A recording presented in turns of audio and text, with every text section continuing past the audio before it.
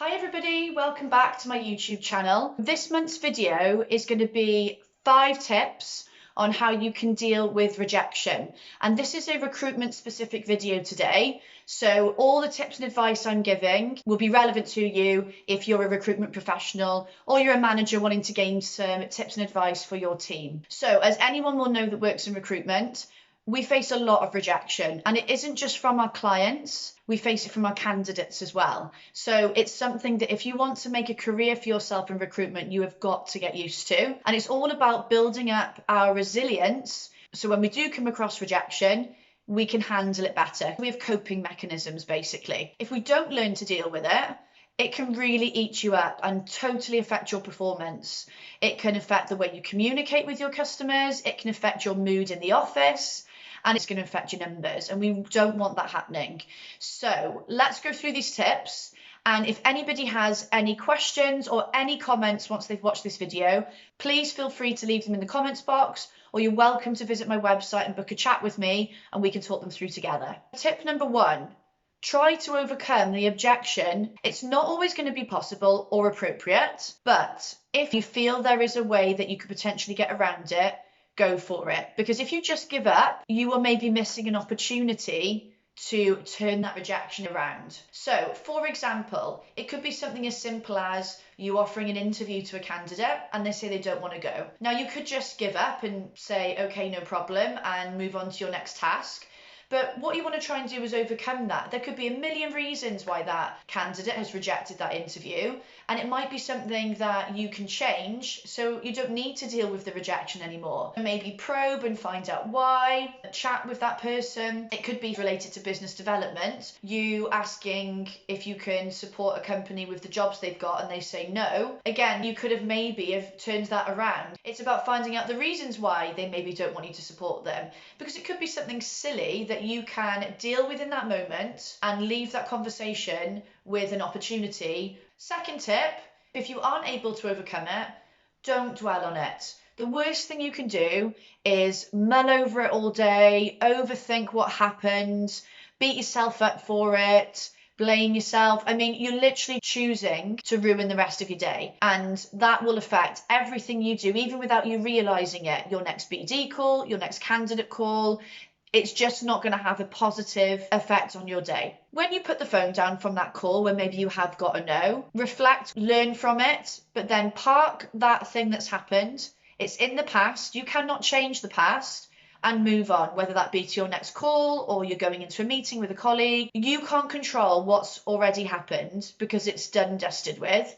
What you can control is the now and what's happening in that moment. So choose to be in a positive mindset and choose not to let it affect your day. Now, the third tip is not seeing it as a rejection. Harness that experience, grow from it, and fuel your motivation. That could be thinking, okay, what is my new strategy that I can use to bring on this customer, or to in the future not receive a rejection from a candidate when I'm giving them an offer? So use it as an opportunity to implement new strategies, new behaviors, try new things, get creative, and change up your approach. You might want to not use the actual word rejection and change that term to something you're more comfortable with, maybe something that's a more positive word. Tip number 4 is don't take it personally. And I know you're probably thinking, well, that's easy for you to say, but trust me, I have been there many a time, particularly when I was making my BD calls. You know, it's pure cold calling.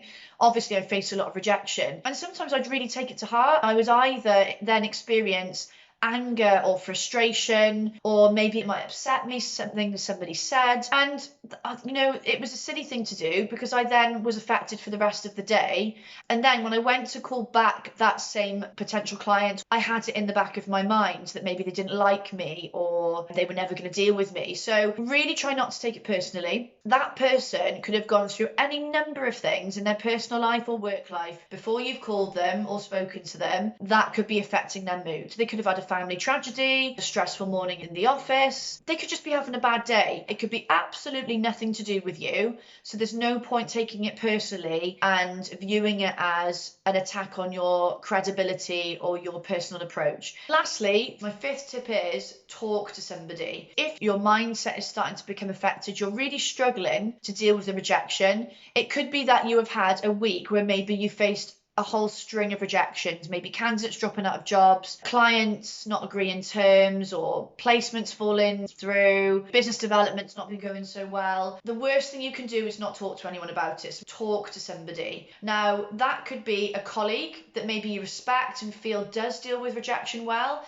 It could be a manager. Remember, your managers have been in these positions themselves. So speaking to somebody and opening up is not only going to take that weight off your shoulders, but the person you're speaking to is then in a position where they can help you. So your manager might be able to give you some call coaching and listen in and give you some tips on how to deal with that rejection. A colleague might tell you about a tried and tested method they've used, which has helped them deal with that rejection really well. So it's just giving you some extra tools in your box to build up your resilience and start dealing with that rejection better. Remember, if you're new to recruitment, one thing I want to say to put you at ease is experienced consultants will still at times deal with rejection badly. They might not say it all the time, but we all have our days where things affect us differently. No one is the perfect recruitment consultant, and it's okay sometimes to feel disappointed about something because ultimately you care and you want to do well in your job. That is completely normal. I hope you found these tips really useful today. As I said at the start, if you've got any of your own tips that you want to offer, please feel free to put them in the comments box. I have other videos on my YouTube channel that you might find really useful to watch if you're a recruitment or sales professional. And if you would like to speak to me in a bit more detail about any coaching or training tips or for support, please feel free to book a chat through my website. Speak to you soon, guys.